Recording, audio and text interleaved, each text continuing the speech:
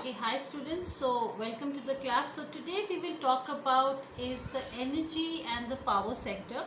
So as you said, India is the third largest producer.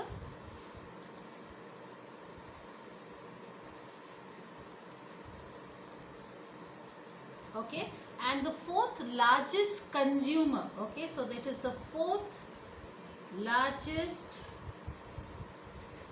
consumer. Okay, and in the world. So this is the power sector.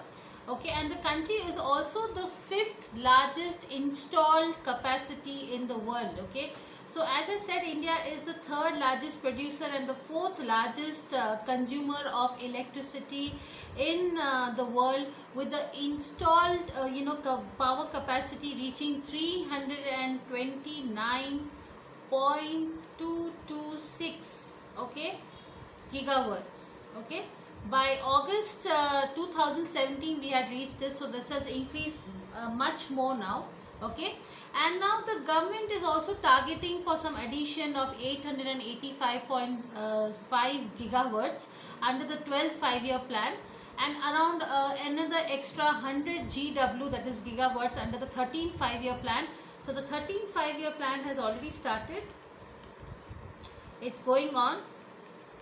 So 2017 and 2022, so another extra they are trying to add up 100 gigawatts. Okay, now investments are also there, so let us see some investments also.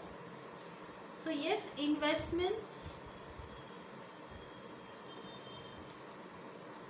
of around US 25 or 250 rather billion dollars are planned for the 12th 5-year plan.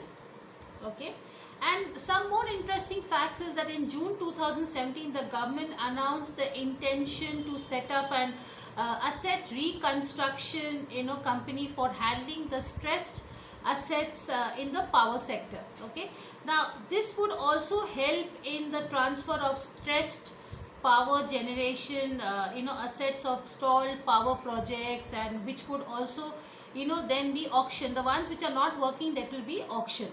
Now wind energy, yes, now wind energy is also very important. So wind energy is estimated to contribute to 60 gigawatts. Okay, followed by solar power, okay, at 100 gigawatts by 2022. Now the target is also there for renewable energy. So the target for renewable energy has been increased to 175 gigawatts by 2022. Okay, so now as I said, now here also the 100% FDI is allowed under the automatic route in the power segment and the renewable energy. Now as I said, also investment by 7 new transmission system that includes the strengthening of the national grid have been sanctioned till now. Okay, so that is why, so you can see also that there is 100% FDI allowed in the power sector, which has now boosted the FDI inflows in this sector. Now let us see the schemes, some schemes which will we understand. So there are schemes like Deen Dayal Upadhyaya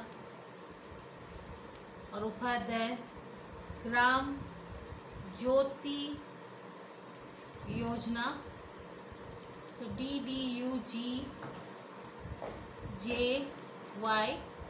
and also an integrated power development scheme, that is IPDS, which has also been already implemented for the rural and urban areas. Okay, So now as you see, if you talk about the evolution, let's talk about some India's power revolution.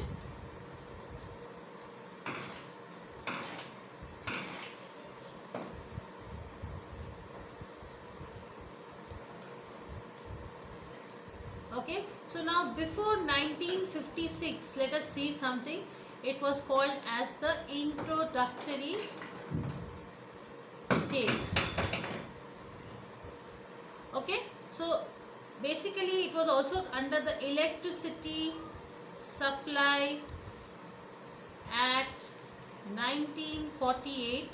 Okay, and here there was an establishment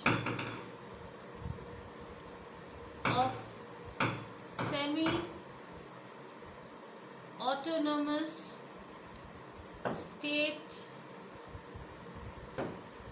electricity boards. Okay, it was also called as SEBs. Okay, now let's talk about the next revolution, that is 1956 to 1991. Okay, so let us see this. Yes, so 1956 India was nationalized. So 1956 to 1991, it was also called as the nationalization stage. Okay, so here there was the industrial policy resolution 1956. Okay, there was also a generation and also distribution of power under state ownership. Okay, so basically there were a lot of power losses going on here, and there were a lot of bottlenecks and a lot of problems were arising during this time. Okay, and next was the liberalization era, that is 1991 to 2003 was the liberalization era. Okay, so here the act was started. It was called as the Electricity Regulatory Commissions Act 1998. Okay, and this was done for establishing the central and the state electricity regulatory commission and also rationalizing the tariffs. Okay, then from 2003 you can see that power sector has increased, and that is why it is called as the growth era. So 2003, okay, is called as the growth era. Okay, so here a lot of changes had happened, so amendments were made.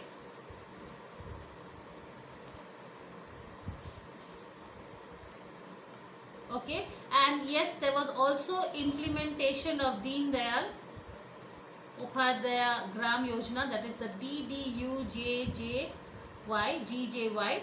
Okay, and then there was a lot of power development schemes for the rural and the urban areas respectively. Okay, and we also continue this 2003 onwards. Again, there was an extension of the growth era, and it is still going on till now. So now there is another implementation. So here I will write it down here. Implementation of Ujjwal Discom Assurance Yojana. So it's also called as Uday. Okay, now this will enable the electrification to all the villages and tracking it using the gramming. So you can track also, tracking by using an app. Now what is the app called as? It is called as Gramin Vidyut Karan app. So basically it will enable the electrification to all the villages and tracking it using the Gramin Vidyut Karan app, and amendment of the national tariff policy also. So there was a change in the national tariff policy, amendment of the national tariff policy 2016 has been made, wherein the government is focusing more on sustainable utilization of renewable energy resources. Okay, so world's leading producer, as I said, so with a production of 143 TW, India is the third largest producer and the third largest consumer of the electricity in the world. And although power generation has been more than 100-fold since independence, growth in demand has been increasing higher due to because of the economic activity and population also.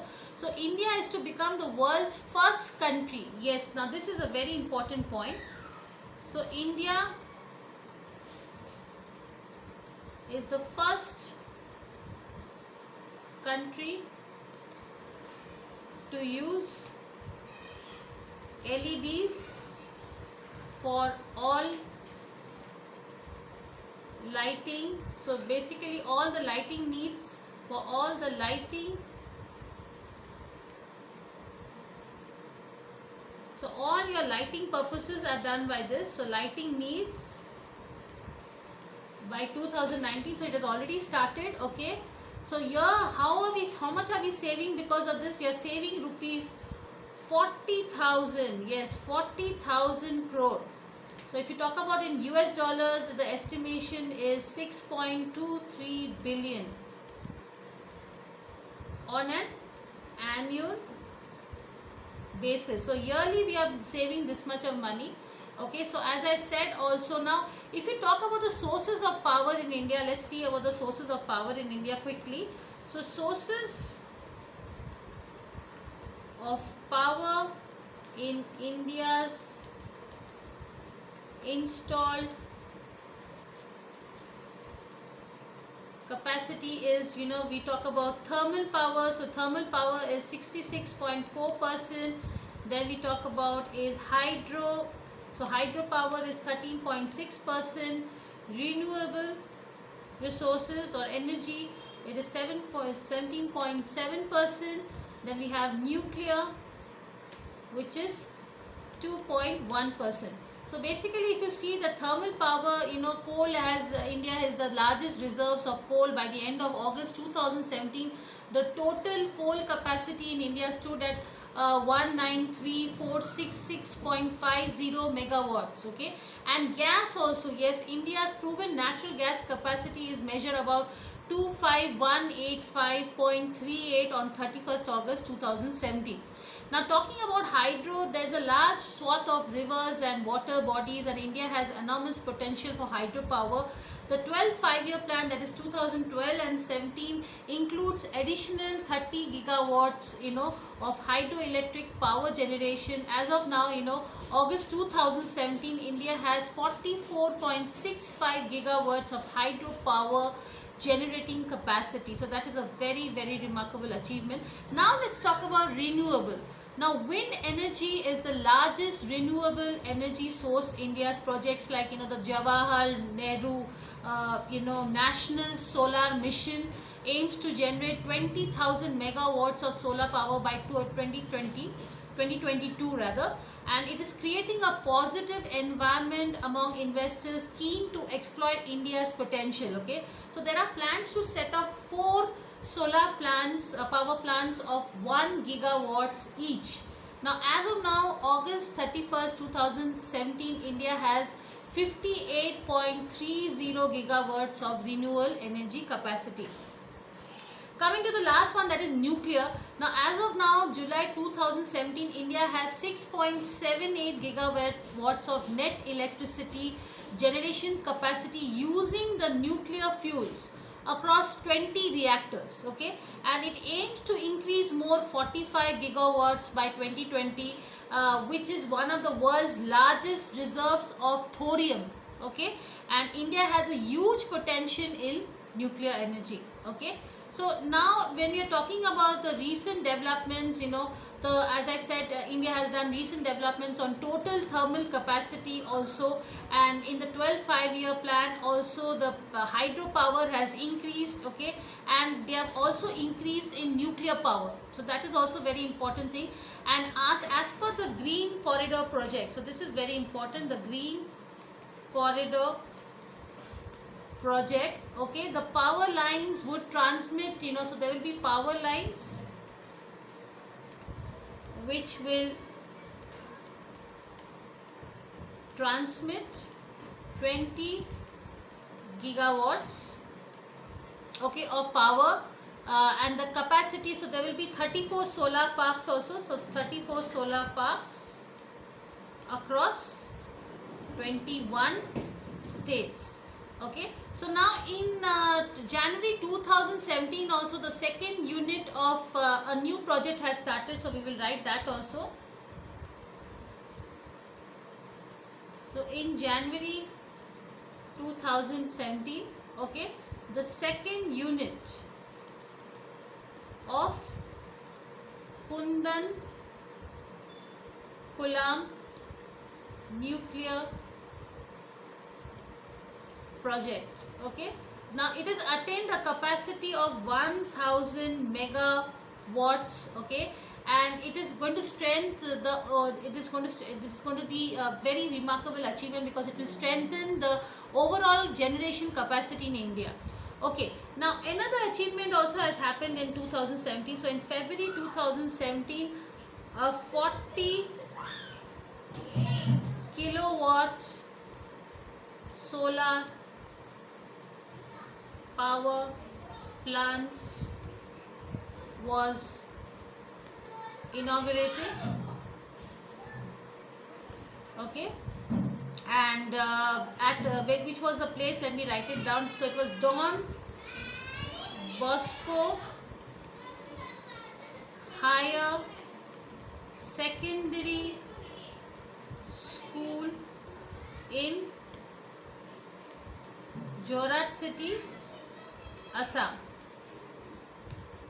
Okay, and now because of this nuclear power, there are lots of bonds. People are purchasing a lot of bonds. The government has approved the raising of bonds worth rupees, million of dollars, and through Indian Renewable Energy Development, agency. So yes, that is also remarkable. So now you can buy bonds through IREDA. So what is IREDA? Indian Renewable Energy Development Agency. Okay, and these funds will be used by the Ministry of New and Renewable Energy for the approval schemes of, for green corridor, then defense, solar power generation. You can buy projects. On various projects you can invest your money. Okay, so this is very, very important, as I told you also. And thermal power has also increased in India. Okay, and if you talk about that, India is expected to become the third biggest solar market across the globe in 2017. It has already become. Moreover, the country's solar capacity is huge, and it is expected to reach much further, much higher.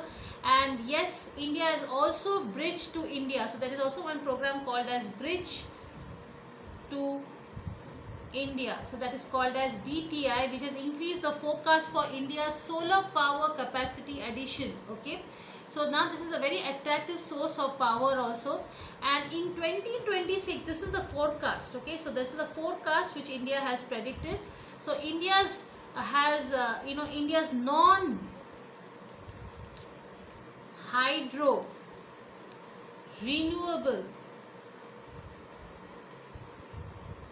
energy capacity has been increased to 155 gigawatts. Okay, from 130. So this is what till 2026 it's going to increase to 155 gigawatts on the back, and more than expected. So more solar installations rates are going to be there, and we are going to use more of solar power and wind energy. Okay, so now coming to the next topic, very important. So what are the certain policies of the government for energy sector? So let me see this.